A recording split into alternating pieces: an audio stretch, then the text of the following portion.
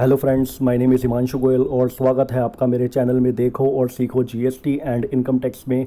So guys, आज मैं आप लोगों के साथ कुछ फंक्शनलिटीज़ डिस्कस करने वाला हूं जो जीएसटी पोर्टल पर आई हैं जुलाई 2021 में। सो गाइस, वीडियो में अंत तक बने रहिएगा और अगर आपने मेरा चैनल अभी तक सब्सक्राइब नहीं करा है तो जल्दी से मेरे चैनल को सब्सक्राइब कर लीजिए और बेल आइकन भी प्रेस कर लीजिए ताकि जीएसटी और इनकम टैक्स की कोई भी इंपॉर्टेंट अपडेट आपसे मिस ना हो जाए। सो गाइस, जैसे कि आप यहाँ पर देख सकते हैं, सबसे पहले हम रजिस्ट्रेशन से रिगार्डिंग डिस्कस करने वाले हैं। यहाँ पर सबसे पहली जो फंक्शनलिटी आई है वो आई है फैसिलिटी फॉर टैक्स पेयर और person to submit a complaint in case of misuse of their PAN for getting a registration in GST. तो ये बहुत ही इंपॉर्टेंट फंक्शनलिटी आई है उन लोगों के लिए जिनके पैन का मिसयूज़ किया जाता है और उनके पैन के बेस पर फेक जीएसटी नंबर ले करके उसमें फ़ेक बिलिंग की जाती है, फेक आईटीसी पास ऑन किया जाता है। तो यहाँ पर बोला है द टैक्स पेयर और person can enter their PAN in search by PAN functionality on GST portal and check all registrations available or taken in GST link to their PAN. तो ये इसके ऊपर मैंने ऑलरेडी अपनी एक वीडियो बना रखी है इस फंक्शनलिटी के ऊपर कि आप कैसे अपना पैन डाल करके चेक कर सकते हैं कि आपका जो जीएसटी नंबर है वो उस पैन पर कितने जीएसटी नंबर लिए जा चुके हैं। तो यहाँ पर बोला गया है कि टैक्स पेयर और पर्सन अपने पैन नंबर डाल करके सर्च बाय पैन में चेक कर सकते हैं कि उस पैन पर कितने जीएसटी नंबर चल रहे हैं। In case of a registration obtained against their PAN without their consent or knowledge, they can now submit has online complaint by selecting those GSTN and submitting it on the GST portal after verification of their mobile number and email ID. और अगर आपको लगता है कि उस pan पर कुछ ऐसे जीएसटीएन नंबर है जो आपकी कंसेंट से नहीं लिए गए हैं तो आप उनकी कंप्लेंट भी फाइल कर सकते हैं। Multiple GSTN can be selected at a time and different ARNs will be generated for each such GSTN। तो जितनी भी आप कंप्लेंट फाइल करते जाएंगे उनके डिफरेंट ARNs जनरेट होंगे, ईच कंप्लेंट का ईच ARN जनरेट होगा। उसके बाद जो दूसरी फंक्शनैलिटी आई है वो आई है restricting tax payer to opt for composition scheme through form CMP-02 and form GST REG-01 based on their annual aggregate turnover and sending an alert on crossing the threshold limit. तो ये बहुत ही important functionality आई है composition tax payers के लिए। यहाँ पर बोला है applicant tax payer will be blocked from applying for composition scheme for a pan using new registration application REG-01 if the threshold of the said PAN-based aggregate annual turnover computed for the already registered GSTN with same PAN for the previous financial year is above the threshold limit। तो यहाँ पर बोल दिया है कि अगर आपकी annual aggregate turnover cross कर जाती है प्रीवियस फाइनेंशियल ईयर्स में जो थ्रेशोल्ड लिमिट डिसाइड की गई है उससे अबव, तो आपको ब्लॉक कर दिया जाएगा कंपोजिशन स्कीम ऑप्ट करने से। उसके बाद बोला है this restriction will also be applicable to the tax payer at the time of filing of forms GST CMP-02 to opt in for the composition scheme at the beginning of any financial year. तो जैसे ही आपकी threshold limit cross करेगी और जब आप अपनी composition scheme में ऑप्ट इन करना चाहोगे, आप उसको चूज़ करने जाओगे, आप जैसे ही अपना फॉर्म जो GST CMP-02 है उसको फाइल करने जाओगे तो वो उसी टाइम आपको रिस्ट्रिक्ट कर देगा कंपोजिशन स्कीम ऑप्ट इन करने से। Has and when the threshold for composition scheme is exceeded as per the specified quantum जो 1.5 करोड़ और 75 लाख है, जैसे ही आपकी थ्रेशोल्ड लिमिट क्रॉस करेगी कंपोजिशन स्कीम में जो भी थ्रेशोल्ड बताई गई है, has notified for the respective state or union territories for a tax payer alert would be send to them. तो यहाँ पर एक अलर्ट सेंड किया जाएगा for information necessary actions at their end their for the tax payers can apply to opt out for the composition scheme. तो आपको allow किया जाएगा उसके बाद कि आप ऑप्ट आउट कर सके अपनी कंपोजिशन स्कीम में। और उसके बाद नीचे एक नोट दिया गया है PAN based annual aggregate turnover are computed on the basis of the turnover declared in form GST CMP-08 and return filed in form GSTR-3B by the composition or normal tax payer in their immediately preceding financial year and also for the current financial year। उसके बाद जो third functionality आई है वो है timelines for filing of applications for revocation of cancellation of registration in form GST REG-21। तो revocation of जो registration है उसके लिए काफ़ी क्वेरीज आ रही हैं। तो यहाँ पर बोला गया है इन view of the spread of pandemic COVID-19 across many states of India, wide notification number जो 1 मई 2021 को आई थी, रीड विद नोटिफिकेशन नंबर जो 1 जून 2021 को आई है, उसमें बोला है the government had extended the date for filing of various applications falling during the period from 15 April 2021 to 29 June 2021। तो यहाँ पर जो ये नोटिफिकेशन आई थी कोविड-19 के टाइम पे, उसमें जो भी फाइलिंग की एप्लीकेशन रिवोकेशन की फॉल कर रही है 15 अप्रैल 2021 से 29 जून 2021 के बीच में, उसकी डेट को एक्सटेंड कर दिया गया था टिल 30 जून 2021। उसके बाद बोलता है in addition to this timeline for filing of application for revocation of cancellation of registration which were due on 15th April 2021 had also been extended till 30 June 2021 on the GST portal।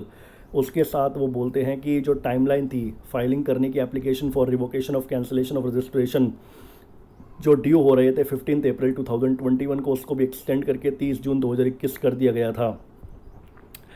और उसके बाद बोलते हैं यहाँ पर accordingly this extension have now cease to effect with effect from 1 July 2021। तो दोनों जो एप्लीकेशन की एक्सटेंशन मिली थी उनकी जो इफ़ेक्टिव डेट्स थी वो सीज्ड हो रही है 1 जुलाई 2021 को। तो यहाँ पर दो डेट्स थी, एक तो जो भी गवर्नमेंट ने जितनी भी एप्लीकेशंस फाइल जो फॉल कर रही थी उनकी डेट्स 15 अप्रैल 2021 से 29 जून, उसको भी 30 जून कर दिया गया था। और जो application for revocation of cancellation of registration की थी, जिसकी ड्यू डेट 15 अप्रैल 2021 थी, जितनी भी एप्लीकेशंस की जो रिवोकेशन की डली थी उसको भी एक्सटेंड करके 30 जून कर दिया गया था।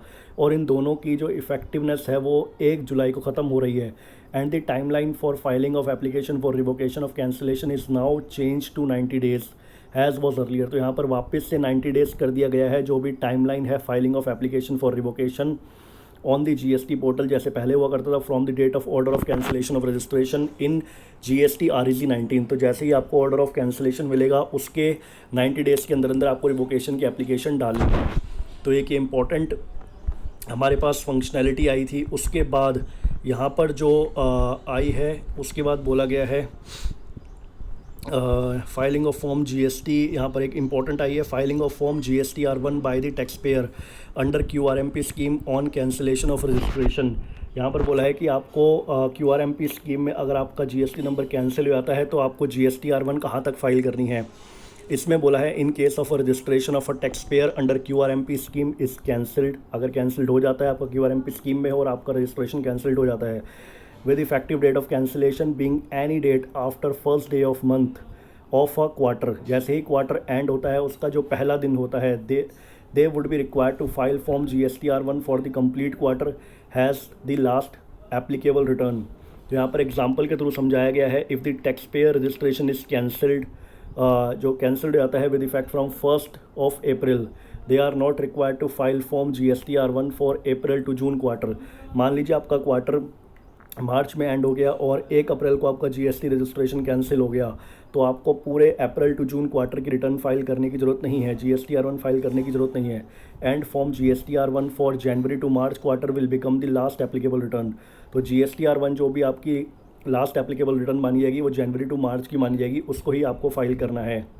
उसके बाद बोलते हैं however if the registration is cancelled on a later date during the quarter the tax payer would be required to file form GSTR1 for April to June quarter. अगर 1 तारीख के अलावा 2, 3, 4, 5 के में जब भी आपका GST रजिस्ट्रेशन कैंसिल होता है तो आपको उस पूरे क्वार्टर की रिटर्न फाइल करनी पड़ेगी। जैसे कि यहाँ पर अगर मार्च के बाद आपका 2 अप्रैल, 3 अप्रैल, 4 अप्रैल, 10 अप्रैल तक या उसके बाद कभी भी कैंसिल हुआ तो आपको उस पूरे quarter April to June quarter की GSTR1 फाइल करनी पड़ेगी। In such a case the facility for filing of form will open on 1st of the month following the month with cancellation date. If cancellation has taken place on 20th May, form GSTR1 for quarter April to June can be filed anytime on after 1st June। उसके बाद बोलते हैं auto population of GSTR3 liability from IFF and form GSTR1 for tax pair under QRMP scheme. तो यहाँ पर एक बहुत important facility आई है जिसमें अब IFF वाले जो ऑप्ट करते हैं अपनी GSTR1 जो QRMP स्कीम में जो भी अपनी फैसिलिटी का यूज़ करते हैं IFF का, उसकी भी ऑटो पॉपुलेशन होगा GSTR3B में। तो यहाँ पर बोलते हैं tax payer under QRMP scheme can declare there liability through optional IFF for month 1 and month 2 of a quarter and form GSTR1 for month 3 of that quarter. तो यहाँ पर जो भी है टैक्स पेयर जो QRMP स्कीम में है वो अपनी लाइबिलिटी डिक्लेयर कर सकते हैं थ्रू IFF जो भी एक क्वार्टर में फर्स्ट और सेकंड मंथ में दी जाती है, और फॉर्म GST-R1 जो उनको क्वार्टर के जो लास्ट मंथ होता है उसमें जो फाइल करनी होती है। Declaration of liability in this form would now be auto populated in their form GST-R3B for that quarter based on their filed form GST-R1 and IFF। तो जो भी आप IFF फाइल करते हो अपने फर्स्ट और सेकंड मंथ में और थर्ड मंथ में जो भी GST-R1 फाइल करते हो उसके बेस पर आपकी लाइबिलिटी उठ करके GST-R3B में आ जाएगी। These fields are editable and in case their values are revised upward or downward, ये फील्ड एडिटेबल है और अगर इनकी वैल्यू को आपको लगता है कि बढ़ानी चाहिए घटानी चाहिए, this edited would be highlighted in red colour. तो जो भी आप एडिट करोगे उसको हाईलाइट कर देगा और रेड कलर में। And a warning message will be displayed to the tax payer, एक वार्निंग मैसेज आएगा। However the system would not prevent tax payer for filing of form GST-R3B with editable value. तो system आपको prevent नहीं करेगा, आप अपनी GST-R3B successfully file कर सकते हैं।